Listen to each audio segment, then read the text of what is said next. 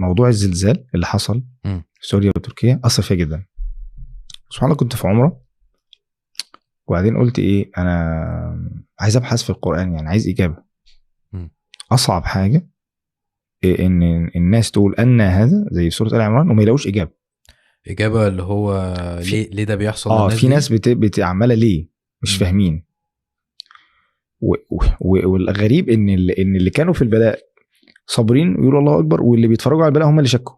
صح، اللي هو سوريا وهم اصلا الدنيا بايظه. ايوه وهم يطلعوا من الانقاض يقولوا الله اكبر ويصلي، ويعني اللي في البلاء نزل عليهم الرضا سبحان الله، واللي بره هم اللي قاعدين شاكين. فبقيت عايز اوجه خطاب للي بره خلاص، يعني دول ربنا كفاهم يعني. فقلت اقرا القران ادور على اجابه يعني. فقلت ابدا برضو من الاول ابص، فمن برضو من الايات اللي دايما بتاثر فيها اني جاعل في الارض خليفه. فلقيت برضو الملائكه نفس المشهد، شايفه دماء، كأن الملائكه شايفه دماء بتسيل. فتقول يا رب ليه كده يا رب؟ سبحان الله. هتجعل فيها من يفسد فيها ويسفك الدماء. طب يا رب، طب لو على عباده، طب ما احنا نعبد. قال اني اعلم ولا تعلمون. اني اعلم ولا تعلمون دي فيها شقين.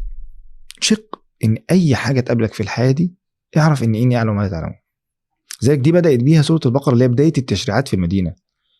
حاول توصل للحكمه، بس لو ما وصلتش اعرف اني اعلم ولا تعلمون. كويس خلاص. ذلك العلماء في الايه دي ليهم مسارين. مسار ان سلم لله، هو يعلم انت لا تعلم.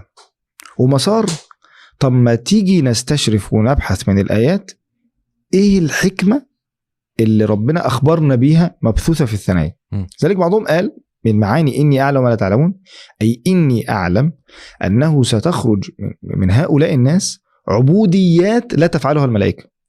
انت متخيل؟ يعني مثال، الملائكه مستغربه موضوع ان يبقى حد عنده اراده، والملائكه لا يعصون الله ما امرهم. مفيش فكره ان هو حمل امانه لا، هو بيعمل ربنا بيقول له. فاستغرب ليه يا رب تخلق مخلوق وتدي له الاراده وممكن يعصي يعني ليه؟ ده ما ده هيعمل مشاكل. في عبوديه الملائكه ما بتعملهاش، هي المقاومه دي، الشهوه، وانه يقاوم ارادته، وانه هم ما عندهمش. فنشأت عبوديه جديده يحبها الله من اسباب انت مش واخد بالك منها.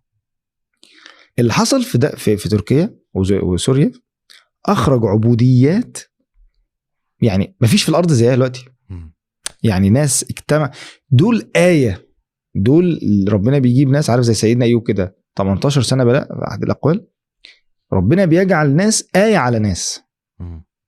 دول آية في الصبر وآية، فدول يصبحوا منارة ويجددوا العبوديات. فأنت لما بترجع لورا هو أصلا أنت زعلان على إيه؟ على العمارات اللي وقعت؟ طب كله هيقع. على الناس اللي ماتت؟ طب ما كله هيموت. الناس راجعه من غزوه احد، شوف المشهد، الناس راجعه من غزوه احد بتعيط على اللي ماتوا، على قرايبهم اللي ماتوا. فربنا يقول له انا اصلا عملت كده عشان اتخذ منهم شهداء والله لا يحب الظالمين. بقى خايف على نفسه بعد ما كان زعلان على اللي ماتوا. ربنا يقول له اللي ماتوا دول يستبشرون بنعمه من الله، يعني دول قاعدين مبسوطين ومنتظرينك انت اللي تموت. فالقران خلاه عيط على نفسك، ما تزعلش يعني معلش عيط على نفسك حبيبي، دول دلوقتي شهداء. فبعد ما كان راجع بعيط على الناس بقى راجع زعلان انه ما ماتش ويتمنى انه يلحق بهؤلاء. والافكار دي بتتبدل في لحظتها بالظبط. يعني انت بتقرا الايه فعلا اللي هو خلاص انا كنت فاكر فانا شلت الفيشه من هنا حطيتها هنا خلاص